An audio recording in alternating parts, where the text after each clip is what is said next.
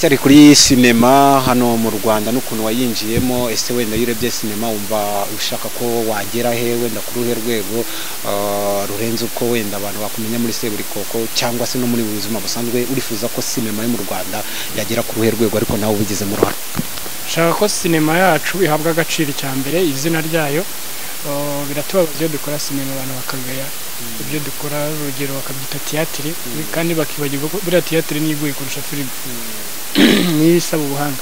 Noneho ikintu cyambere cyo nifuza nuko filime bubaha filime nyarwanda ibe mbibe nziza, bakamenya ko bagomba kudusapotinga mu rwego rwo kudutegura mu mutwe.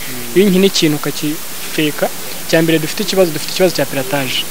Ntago ndi bushore miliyoni 10 mu gukora filime, nzakura muri miliyoni 2, sibyo? Ibyo biri mu nzitizi zituma tudakora filime nziza irenze iyo turimo gukora. Wenda za filime za Seburikoko murimo kubona n'iki byose ni filime zifite uburyo zishyurwa, ariko zino filime zirangira umuntu zikorwa n'umuntu ku giti cye, iyo atari bubonemo inyungu arabyihorera, bigatuma rya soko rya filime irisubira hanze. Ariko niba ajya kutunenga bajya bibuka yuko u Rwanda twese hamwe turimo kwiyubaka. Uretse na filime, abe imihanda, abe amazu, turimo turubaka ibintu bishyashya, turimo tuyubaka mu bintu byose. Abe muri construction, u Rwanda rurimo rakora imihanda myiza. Na filime rero nuko ibumve yuko filime igomba kugera ku rwego rwa Hollywood igihe tutaragira etage iri muri New York. Byose rero bizamuriye rimwe, kandi ikindi buri ikintu utarimo uba wumva ko cyoroshye, ariko ibintu byose biba bikomeye. Ushobora gusanga kuri set ya Seburikoko turimo gukoresha kamera imwe cyangwa ebyiri, mu gihe abandi bakora ya filime wifuza bakoresha amakamera ageze mu 8 akene no mu mashyamba. So mbere y'uko unenga ikintu banza umenye gikorwa gite, bafite ikihe kibazo. Ariko yirebye sinema yo mu Rwanda ubona hari cyerekezo nibura ikarenga kukuba abantu twakina amafilime, abantu bakayareba, nibura tugakina amafilime umuntu akabayijyamo ariyo business ye. Navuga ko bagenda piratage namutse ikemutse, kuko series nizo zirimo guseringa, ariko feature films ntago zirimo guseringa. Ariko piratage nivaho tugakomeza kurwanya piratage, tukabona ivuyeho, amushowa yuko mu myaka umwe cyangwa imyaka 2 sinema yayifasha urundi rwego, cyane ko abantu barayikunda sinema, barayikunda, banashaka no kuyigura. Ikibazo nuko bayigura ku muntu utarayikoze. Abanyarwanda bo bakeneye kureba filime, ariko urayikora abantu bo ku muhanda bakayipirata bakayibona kuri make. Kugira ngo wenda tukiri ku bihangano byawe, none reka tuve muri sinema ho gato twerekeze mu buhanzi. Abantu benshi ngira ngo iyo batangiye kumva ya ndirimbo yawe ati fata telefone mana untu yose, baravuga ati mana nibura ifite 07 kangahe kugira ngo umuntu abe yayihamagara. Zira ndirimbo zimeze kuriya muri buriya buryo, fata telefone mana ndakumva gutya na gutya, igitekerezo cyavuye kuko yiyumvishe umva ari indirimbo ya gospel nanone ariko irimo nk'akantu ko gusetsa. Sinzi niba ariko nawe wabitekereza. Manzu turirimbire ho gato twumve ko ari nawe koko wayiririmbye. Nuharire zo mureke Imana dutelefone, fata amakara ucana imbabura, utereka amazi Imana iraguha ifu, uyu munsi turarira ku maparato y'Imana.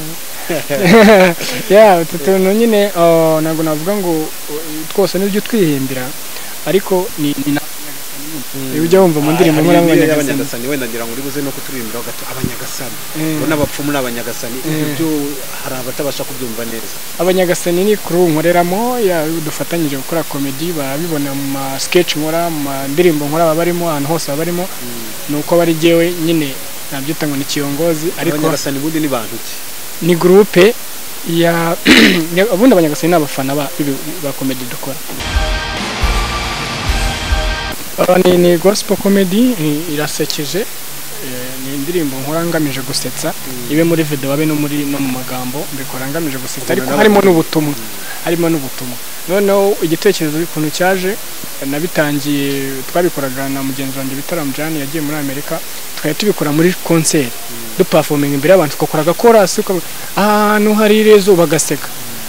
Nyuma yuko tubonye bisekeje, nza gukora ntuza compression of choruses, nyine ama chorus nkayahuza, nyashyiramo nyakoramo indirimbo imwe kugira ngo kibe igihangano kibikika. Ako se ubusanzwe ubanza unasenga. Ndasenga Nibonye umwanya ariko. Oya ni buri gihe ndasenga iyo umwanya wenda kereka mu mibyizi ariko ku cyumweru ndasenga. Indi by'abarokore tujya twumva cyangwa ubanza. Hari impamvu. Hari igihe wiyiriza wenda bitewe kuko buri abantu bose biyiriza bafite ibibazo. Wigeze wiyiriza se wenda uretse kuba cyane nariyirije. Wawe igihe kibazo cyatumye wiyiriza ra? Igihe ushaka kwiyiriza kubera wenda famille yawe harimo ikibazo, ushaka kwiyiriza kubera ibijyanye n'amasomo yawe, ushaka kwiyiriza kubera na kariyeri yawe, kuko buriya kariyeri ni ikintu utagize favor y'abantu. Ushaka kuba uri umuhanga ariko ntukundwe, ugasenga n'Imana ikaguhereza gukundwa, ukanayifasha ukanasenga kugira ngo iguhe ubwenge bwo gukoresha kugira ngo mu Kinyarwanda wenda udakotora. Tugaruke kuri bya bihangano byawe rero noneho bihimbaza Imana ariko binasetsa, wumva bifatwa ute hano hanze babifata neza kuko ni ikintu gishyashya twa mbere bazanye gospel comedy abantu batayumva ugasanga umuntu arimo aravuga ngo ni nko gukina n'Imana, ariko niba hari ahantu umuntu agomba kunezerwa no guseka ni mu Mana, sibyo? Niba umuntu ashobora kuvanga akajya kumva comedy mu kabari, urumva why not twe tutayikora kugira erega abantu bajya mu bishuko kubera ko babuze ibyiza aha mu rusengero cyangwa iki. Hip hop iramutse je mu rusengero abantu ntago birirwa bajya kutuga zirahari. So ibintu byose byagiye biza ntago ari twe twabiremye. Haje hip hop, haje ibindi bintu, haje moderne, haje rero na gospel comedy ngomba kwizana kuko twe twabitangiye ugira challenges mu gutangira, twabigize mu gutangira kugeza ubu ngubu nta kibazo ko indirimbo zira ndirimbo nakoze barazikunze cyane.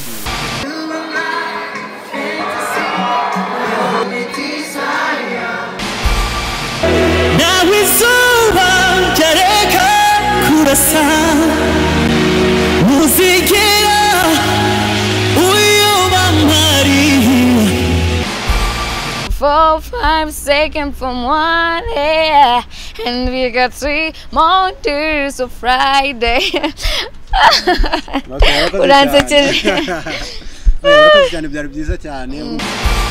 Grace, Superfly, Halla Boss, Yendi Rasta, Superstar, Moody Boss.